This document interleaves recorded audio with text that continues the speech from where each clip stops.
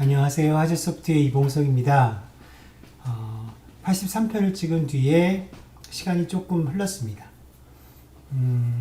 여러분들 어떻게 지내셨나요? 저는 이제 그동안 근래에 조금 바빴습니다.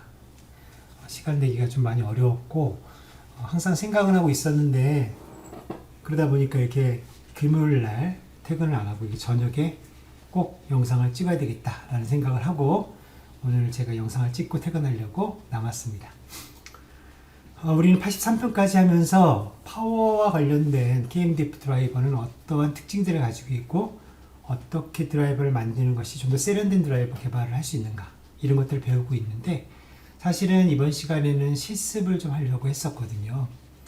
그런데 이제 제가 생각해 보니까 83편까지 했던 내용만 가지고 실습을 했을 때 얻는 것보다는 오늘 84편까지 하고 실습을 하는 게 조금 더 효과적일 것 같다는 생각이 좀 들었습니다. 그래서 오늘 한 가지를 더 배우고 나서 그 다음에 간단하게 실습을 하고 또 다른 주제로 넘어가는 것이 좋을 것 같습니다. 자, 오늘도 열심히 달려보겠습니다. 화이팅!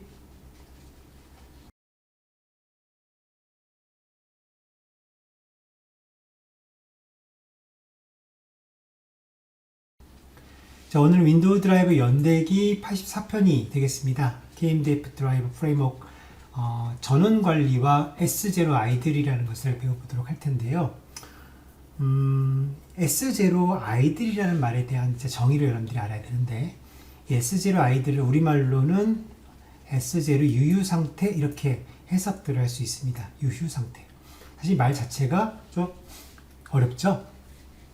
그냥 아이들이 저는 더 편한 것 같은데, 보통 S0 상태라고 하면은 윈도우 시스템이 지금 전원이 켜진 상태, 그러니까 평상시에 그냥 컴퓨터가 사용되고 있는 그 상태를 우리는 S0라고 부르죠.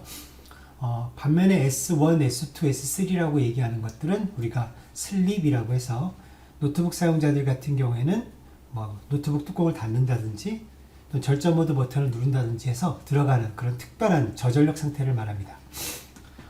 지금 제가 말씀드리려고 하는 유휴 상태, 즉 아이들 상태라고 하는 것은 윈도우 시스템은 여전히 S0를 유지하면서 디바이스의 전원만 낮추는 상태를 우리가 유휴 상태, 아이들 상태라고 이렇게 부르겠습니다.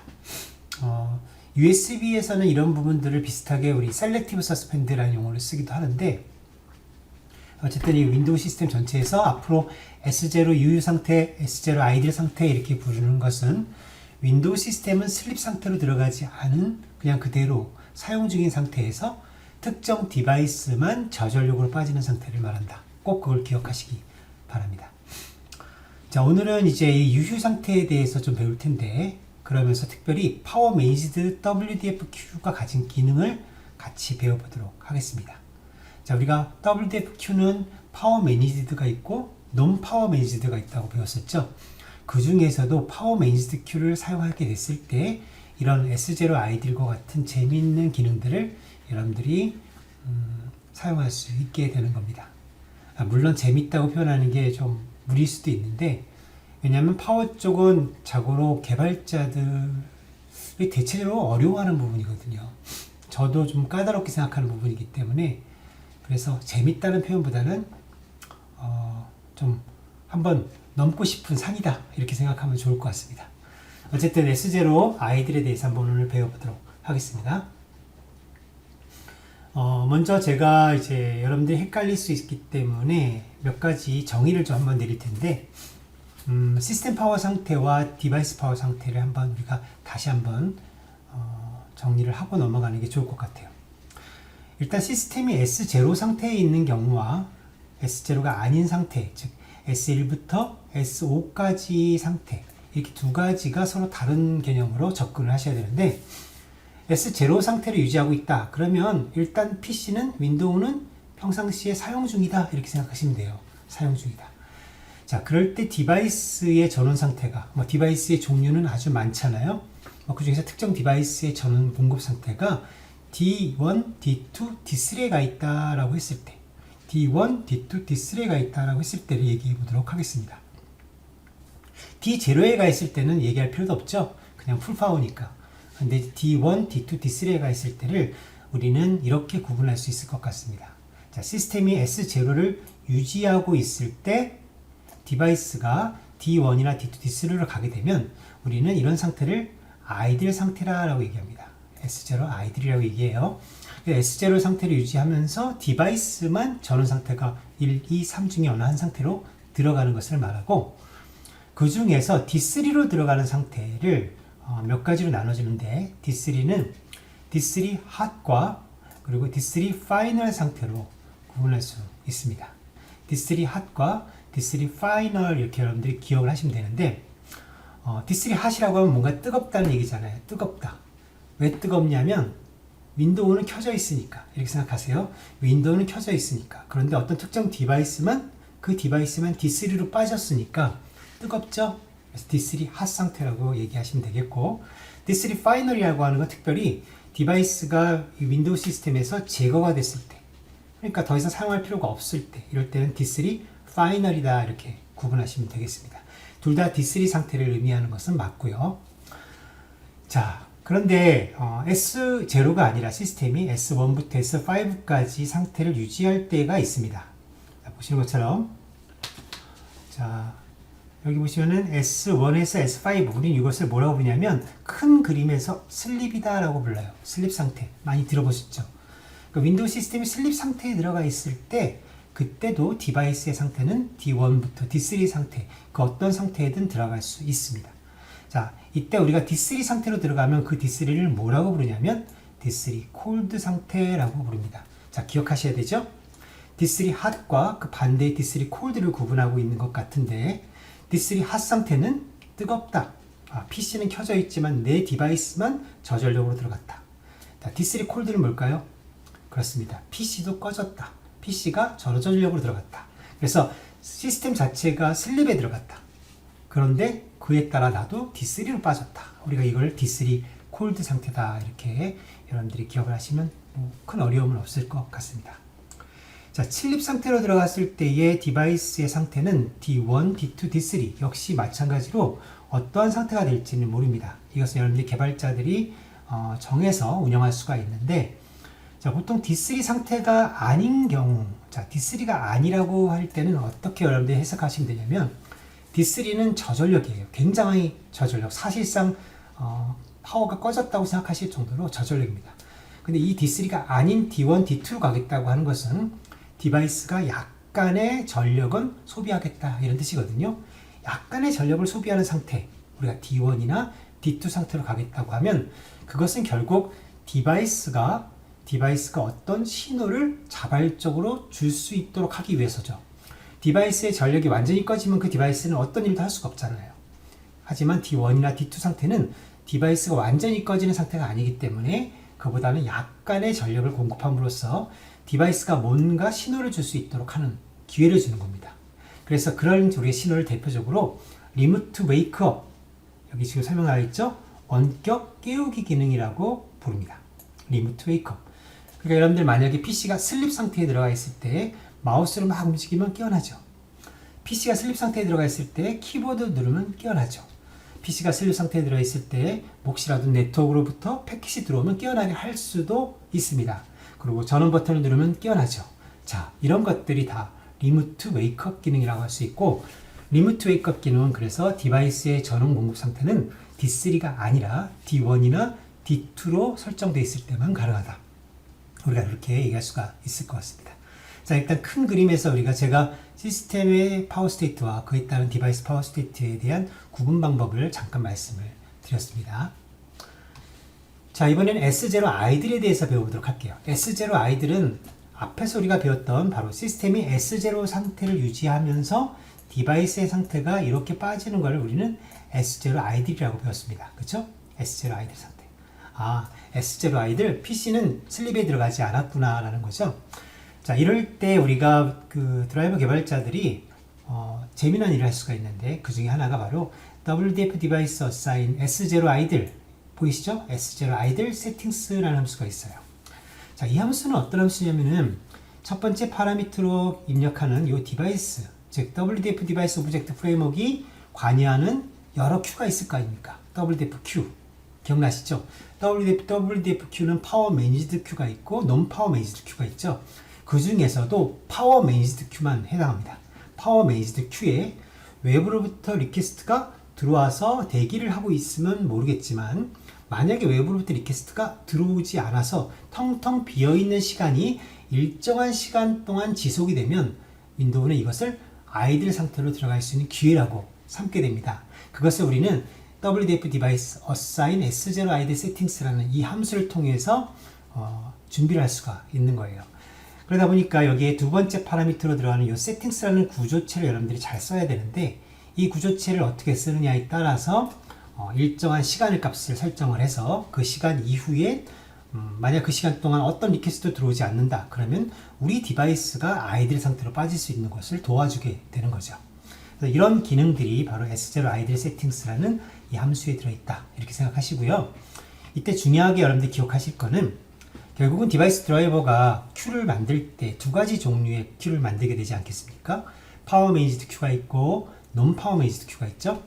파워 매니지드 큐는 좀 전에 말씀드린 대로 외부로부터 명령어가 하나라도 들어오지 않으면 그 시간이 길면 잠시 후에 아이들로 빠지는 거죠. 그럼 반대로 아이들로 빠져 있다가도 외부에서 명령이 하나라도 들어오면 어떻게 될까요? 들어오면 아이들 상태인데 들어오면 어떻게 될까요? 다시 깨어납니다.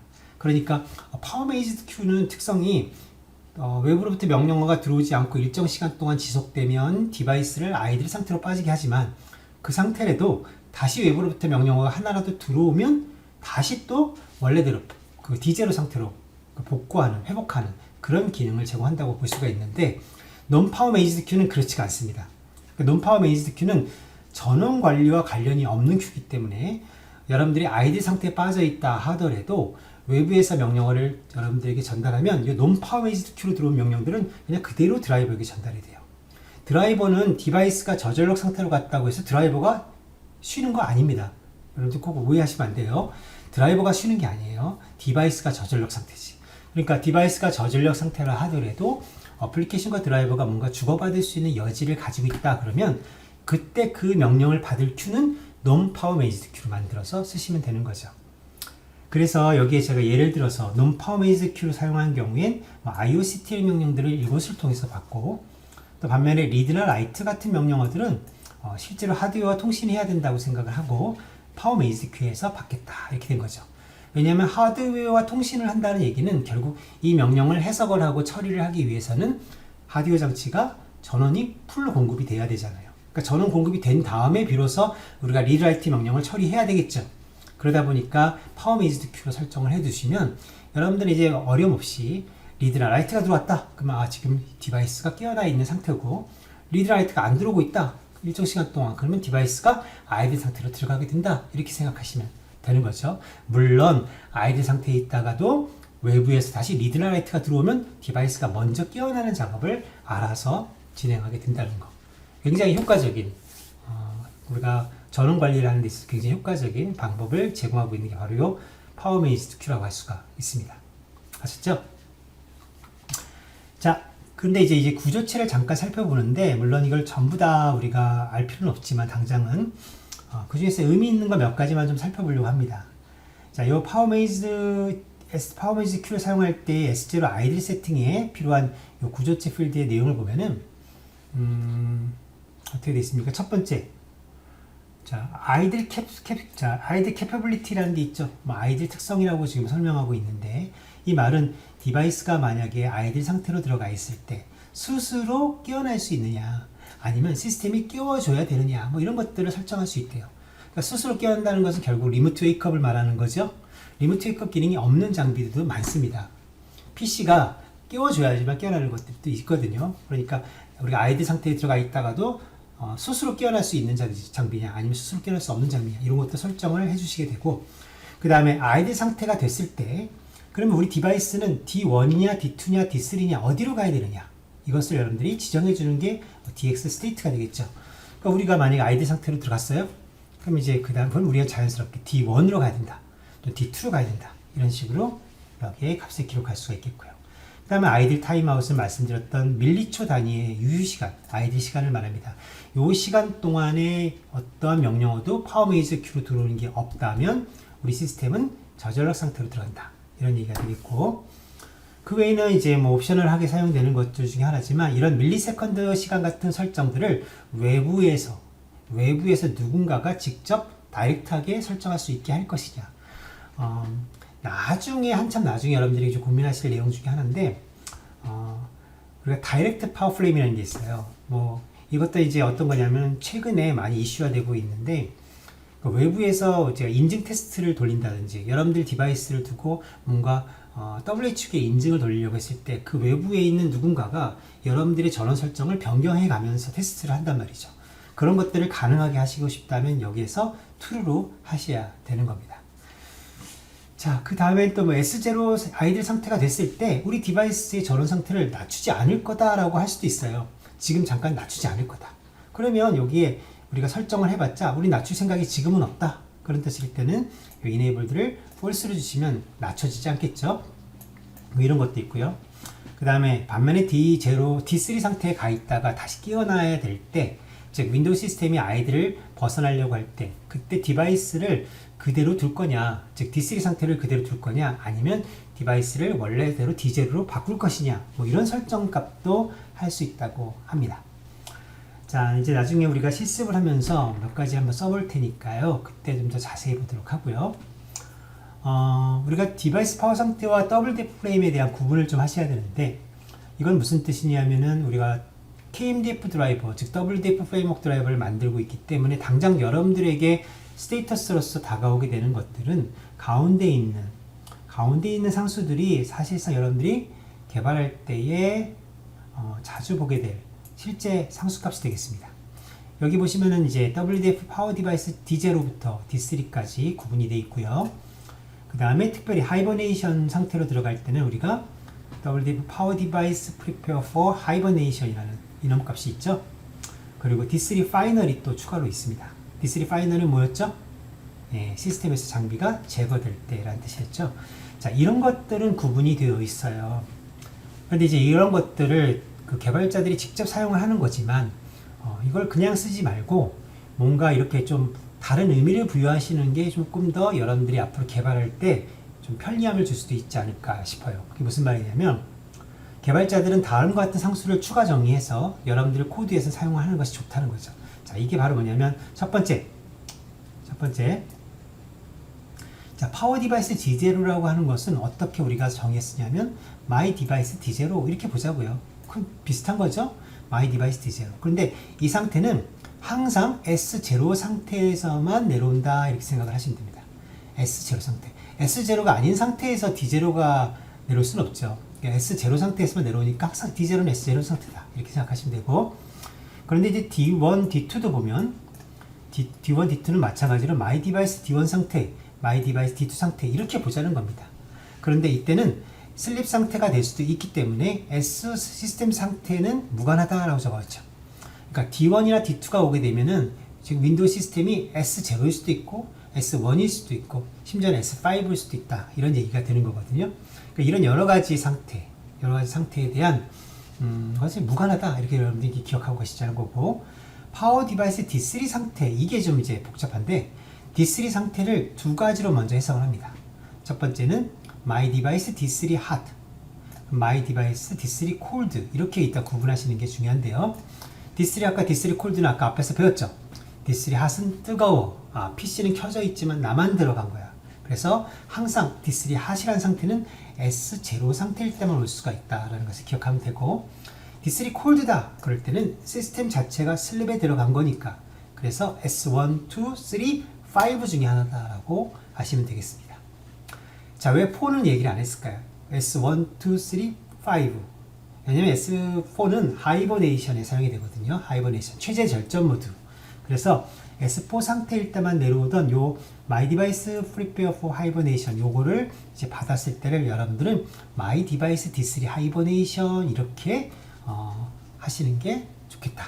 이렇게 의미를 부여하자는 거예요.